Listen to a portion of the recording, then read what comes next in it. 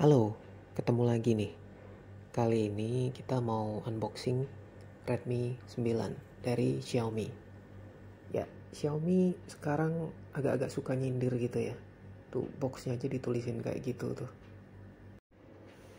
Nyindir Huawei maksudnya.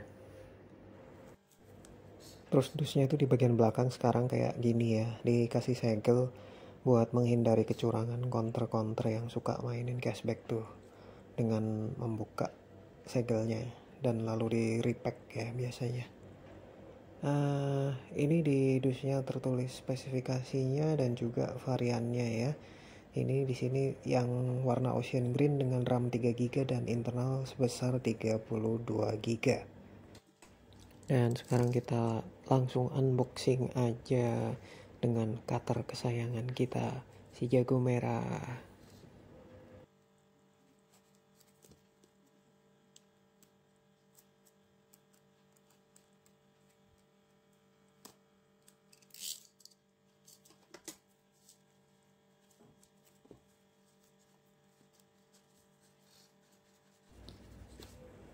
Nah, sekarang juga kalau kita unboxing Xiaomi yang baru-baru itu selalu dapat surat cinta nih dari Country Director Xiaomi Indonesia, Alvinse. Terus kalau kita buka lagi di sini ya isinya standar ya. Di dalam dusnya sini ada apa nih? Ada SIM ejector, terus ya kita dapat buku manual, kemudian ada juga eh, petunjuk tempat ini ya, service centernya ada di mana aja di seluruh Indonesia. Terus kita juga dapat casing. Nah, yang lucu ini di belakang ini kok ditulisin ada buyback price-nya ya. Tapi yang hanya apply to India. Apakah di India itu casingnya bisa dijual lagi gitu ya kalau kita nggak mau ya? Lucu juga sih. Untuk bahannya sih lumayan fleksibel, cuman untuk ujung-ujung yang deket sama layar itu menurut saya agak keras dikit gitu. Jadi kalau masukin tuh nggak bisa langsung cepet gitu, mesti agak perlu usaha sedikit. Nah di sini dapat kabel chargernya, udah dapet yang USB Type C ya, supaya ngecasnya kencang. Cuman sayang walaupun udah support fast charging, kita dapat chargernya itu masih dikasih yang 10 watt. Kalau di Mi Store officialnya itu di Shopee itu sih harga fast charger yang 18 wattnya itu sekitar 80.000 ya. Tapi kalau kalian nggak masalah dan nggak mau nambah atau keluar duit lagi ya pakai aja yang bawaannya. Nah, untuk depannya sih ya biasa ya, standar dibungkus plastik begini. Di belakang ada stiker IMEI-nya yang warna putih itu. Kalau kita lihat tuh sebenarnya build quality Xiaomi yang sekarang ini kalau dibandingkan sama ya 5 4 3 tahun yang lalu sih udah jauh lebih baik. Apalagi semenjak build in Indonesia, made in Indonesia, dibuat di Indonesia, di Batam ya oleh Satnusa Persada. Itu kita patut berbangga bahwa kualitas buatan anak bangsa itu sekarang jauh lebih baik. Nah, kita kletek dulu nih plastik luarnya. Nah, di sini konfigurasi quad kameranya ya, dan kualitas kaca depannya ini juga cukup solid. Walaupun untuk bagian pinggirnya yang hitam itu masih agak kerasa murahan plastiknya. Ada pinggiran kecilnya hitam sedikit di sekeliling layar. Nah, ini stikernya kita kletek dulu, dan kalau kita lihat material plastiknya yang warna hijau ini ada teksturnya halus-halus gimana ya? Ada pola yang garis-garis kayak fingerprint gitu. Tombol-tombolnya juga cukup tactile, walaupun kalau sama kemarin yang Samsung A11 yang harganya kurang lebih sepadan itu terasa lebih empuk sedikit tombol-tombolnya untuk ditekan di Samsung.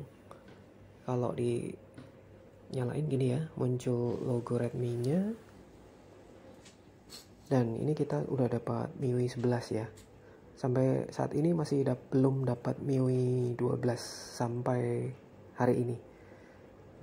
Oke, kita setting-setting dulu ya.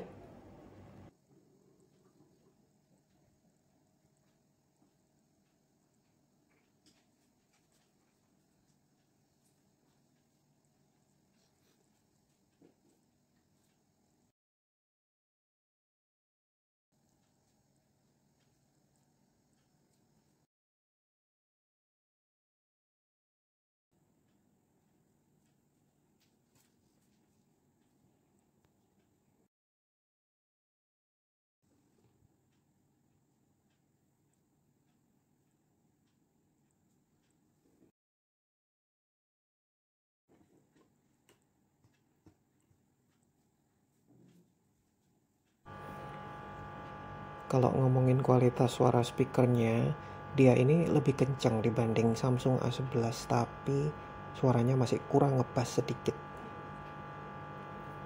Nah, ini udah mau selesai ya settingnya.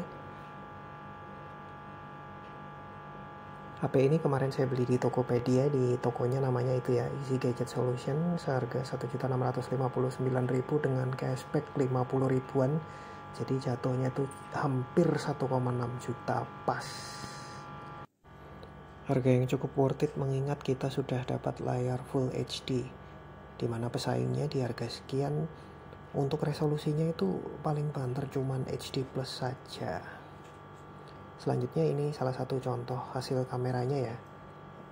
Ini adalah perekaman video di dalam ruangan dengan pencahayaan minim, hanya menggunakan lampu neon saja di dalam ruangan. Itu hasilnya seperti ini. Dia tidak ada stabilisasi OIS maupun AIS, jadi ya megangnya harus pelan-pelan. Dan berikut ini adalah beberapa contoh foto yang saya ambil dalam berbagai kondisi cahaya. Beberapa konfigurasi dari lensanya saya coba semua. Untuk settingan HDR dan AI-nya ada yang saya aktifkan, ada yang tidak.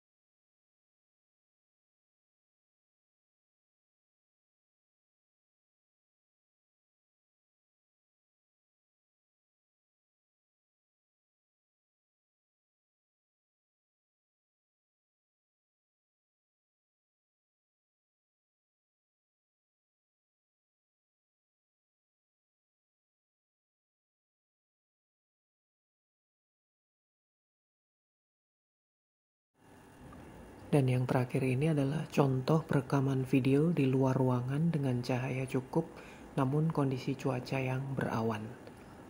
Terima kasih sudah menonton.